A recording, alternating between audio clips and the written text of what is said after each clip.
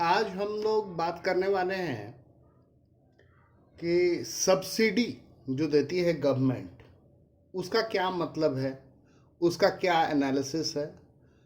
और साथ में कई बार क्या होता है कि गवर्नमेंट जो है वो मिनिमम सपोर्ट प्राइस, जिसको हम एमएसपी कहते हैं, उसका क्या इम्प्लीकेशन है। मिनिमम सपोर्ट प्राइस, तो मिनिमम सपोर्ट प्राइस और सब्सिडी, इसके बारे में हम बात करेंगे। लेकिन ये बात करने से पहले आपको मैं कुछ ग्राफ दिखा करके आपका एक बेसिक नोशन क्लियर करना चाहता हूँ। तो जैसा कि आप ग्राफ में देख पा रहे हैं, मैंने ब्लैक कलर से सप्लाई कर्व ड्रॉ किया है और ब्लू कलर से डिमांड कर्व आप देख भी पा रहे हैं। और आप इक्विलिब्रियम पॉइंट ई को भी नोटिस कर पा रहे हैं। ये है आपका इक्विलिब्रियम पॉइंट ई। ये आपका सप्लाई कर्व है और ये डिमांड कर्व है। और ये जहाँ पर डिमांड और सप्लाई कट कर रहा है वो इक्विलिब्रियम का पॉइंट है। आप ग्राफ को देख करके आराम से बोल सकते हैं कि सर इक्विलिब्रियम प्राइस 5 है और अगर इक्विलिब्रियम क्वांटिटी की बात करें तो 3 है। ये चीज़ तो क्लियर है, ये एक बेसिक नोशन है। आइए इसी बेसिक नोशन के साथ आगे बढ़ते हैं। पैनल में आप एक दूसरा ग्राफ देख पा रहे हैं। यहाँ पर भी आप इक्विलिब्रियम देख पा रहे हैं, डिमांड कर्व भी देख पा रहे हैं और सप्लाई कर्व भी देख पा रहे हैं। तो यहाँ पर आप बोलिएगा कि सर इक्विलिब्रियम के कॉरस्पॉन्डिंग प्राइस 35 रुपया है और इक्विलिब्रियम के कॉरस्पॉन्डिंग क्वांटिटी अगर देखा जाए तो वो भी 35 है। बिल्कुल सही।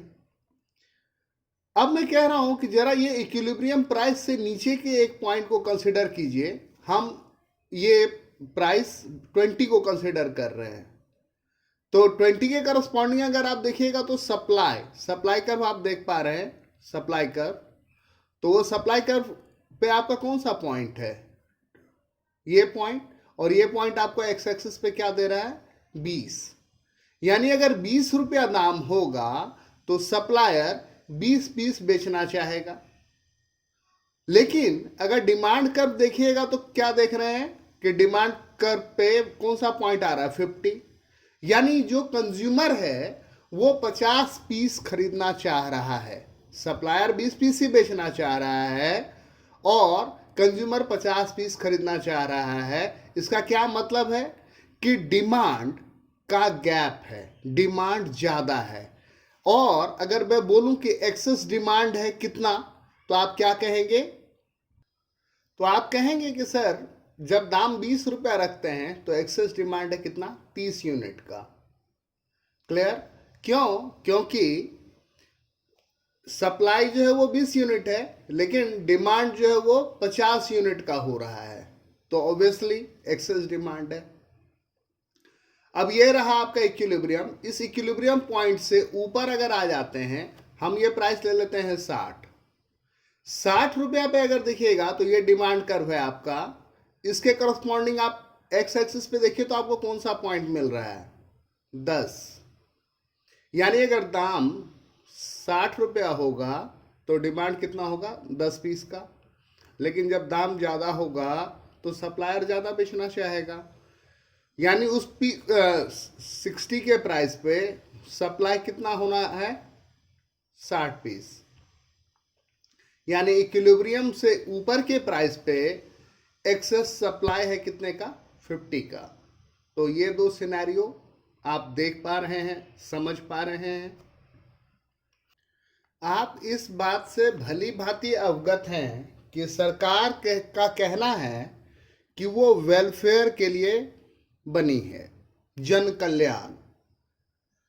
अर्थात गवर्नमेंट का मोटिव प्रॉफिट कमाना नहीं है, बल्कि क्या है मोटिव? मैक्सिमम सोशल वेलफेयर, अधिकतम सामाजिक कल्याण, इस चीज को मुहैया कराना। अब कई बार गवर्नमेंट को ऐसा लगता है कि उपभोक्ता वस्तुओं की कीमत बहुत बढ़ गई है, जिसके कारण उपभोक्ता अपनी आवश्यकताओं की पूर्ति करने में असमर्थ हैं।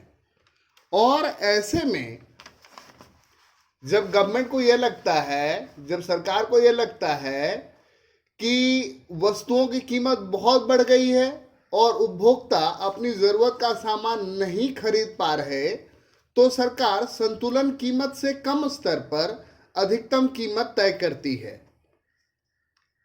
यह उपभोक्ताओं के संरक्षण के लिए किया जाता है। इस मूल्य पर जो अधिक मांग होती है उसके लिए राशनिंग की जाती है। आइए ग्राफ देखते हैं। ये सारा मैंने बोर्ड पे इसलिए नहीं किया क्योंकि ग्राफ में दिखाने से ज़्यादा अच्छा क्लियर पिक्चर बनेगा आपके मन दिमाग में।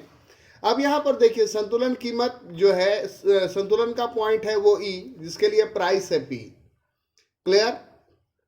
अब ये पी जो है, ये एक ऐसा दाम है जिसपे कंज्यूमर जो है, नॉर्मल उपभोक्ता, वो अपनी ज़रूरत का सामान नहीं खरीद पा रहा है।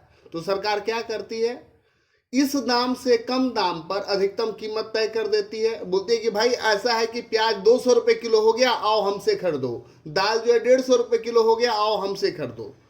हम इस दाम पे उपलब्ध करवा रहे हैं। तो ये दाम जो गवर्नमेंट ने तय किया है, अधिकतम कीमत, वो जो मार्केट का प्राइस है उससे नीचे है। अब मार्केट के प्राइस से नीचे है तो शुरू में संतुलन पॉइंट क्या था, क्यू। जैसे ही आप प्राइस नीचे करेंगे, प्राइस लोअर करेंगे, तो क्या होगा, सप्लाई कम हो जाएगा। लेकिन इस घटे हुए प्राइस पे डिमांड तो अधिक हो जाएगा। तो यहां पर क्या है, डिमांड का गैप आ जा रहा है। और डिमांड का गैप कितना है, OQ2 माइनस OQ1। और ये जो बढ़ा हुआ, ये जो एक्सेस डिमांड है, इसके लिए गवर्नमेंट क्या कर देती है, राशनिंग। यहां पर आप बोलिएगा ना सर कि इस दाम से कम दाम में गवर्नमेंट बेच रही है, तो गवर्नमेंट से खरीद लो और फिर मार्केट से थोड़ा कम दाम में हम कहीं बेच लेंगे। तो ये चीज ना हो जाए, इसके लिए गवर्नमेंट क्या कर देती है, राशनिंग। कि आपको ये चीज मार्केट में 50 रुपए का मिल रहा है, हम 30 रुपए का दे रहे हैं, लेकिन आप 30 रुपए पे इतना ही किलो खरीद सकते हैं, लिमिटेड क्वांटिटी में ही खरीद सकते हैं, जिससे आपका जरूरत पूरा हो जाए। हम आपको इतना नहीं दे देंगे, आपके मन लायक नहीं दे देंगे कि आप खरीद लीजिए गवर्नमेंट से सस्ते दाम में और फिर जाकर के मार्केट में आप महंगे दाम में बेचिए। तो ये चीज ना हो, इस चीज का ख्याल रखती है और इसके लिए क्या कर देती है, राशनिंग की व्यवस्था की जाती है कि आपको एक लिमिटेड अमाउंट में ही मिलेगा वो सामान।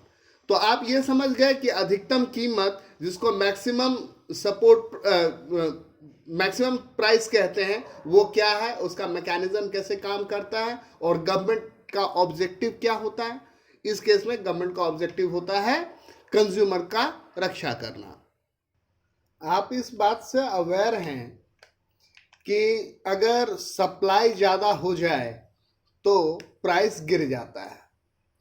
तो एग्रीकल्चर में, खेती में कई बार यह होता है कि अति उत्पादन हो जाता है। अगर अच्छी फसल हुई, अच्छा बम्पर क्रॉप हुआ, तो इकोनॉमिक्स में एक कहावत है, good news for farming is a bad news for farmers.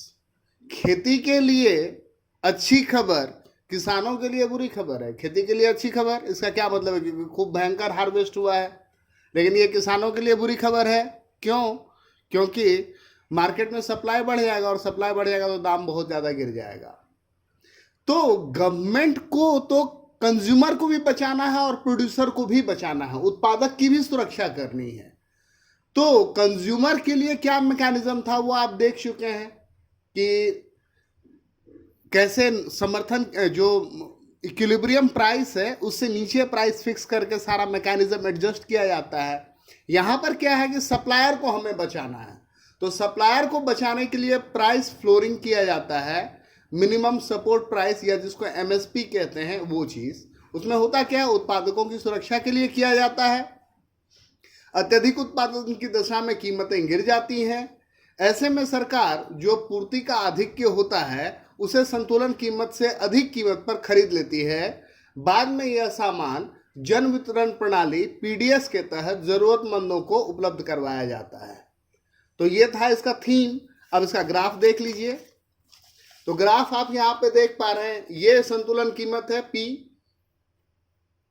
Equilibrium का पॉइंट है। इक्विलिब्रियम के पॉइंट के करस्पॉन्डिंग आप प्राइस भी देख पा रहे हैं, क्वांटिटी भी देख पा रहे हैं। अब ये प्राइस है जिसपे जो प्रोड्यूसर उसको बहुत घाटा हो रहा है, लॉस हो रहा है। तो गवर्नमेंट क्या की, इससे ज्यादा दाम पे मिनिमम प्राइस फिक्स की, न्यूनतम समर्थन कीमत या एमएसपी फिक्स की। अब जैसे ही दाम ज्यादा हो जाएगा तो यहां पर दाम बढ़ गया तो डिमांड घट गया, डिमांड OQ1 हो गया। शुरू में डिमांड था OQ और सप्लाई भी OQ था, अभी डिमांड क्या हो गया OQ1। लेकिन इस बढ़े हुए कीमत में सप्लाई ज्यादा है, सप्लाई क्या है OQ2, तो एक्स्ट्रा सप्लाई है। एक्स्ट्रा सप्लाई है तो कितना है OQ2 माइनस OQ1, जो कि यहां लिखा हुआ है।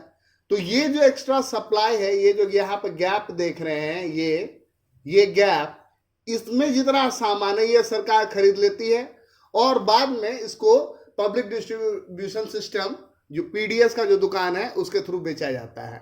अब यहां पर मैं एक ट्रिक बता देता हूं, उस ट्रिक को ध्यान रखिएगा कि सरकारी फ्लोर जो है, इसको प्राइस फ्लोरिंग बोलते हैं, प्राइस फ्लोरिंग।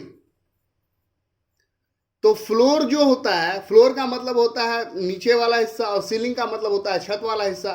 तो सरकारी फ्लोर जो होता है वो इक्विलिब्रियम प्राइस से ऊपर होता है और सरकारी जो सीलिंग होता है, सरकारी सीलिंग, वो क्या होता है, जो संतुलन कीमत है उससे नीचे होता है। तो ये ट्रिक भी याद रखने का है, इसको भी ध्यान में रखिएगा। और इस तरीके से अब आपको सब्सिडी, मिनिमम सपोर्ट प्राइस और मैक्सिमम प्राइस जो है, इसका मीनिंग क्लियर हो गया। अब आप एग्जाम में लिख सकते हैं। Thank you.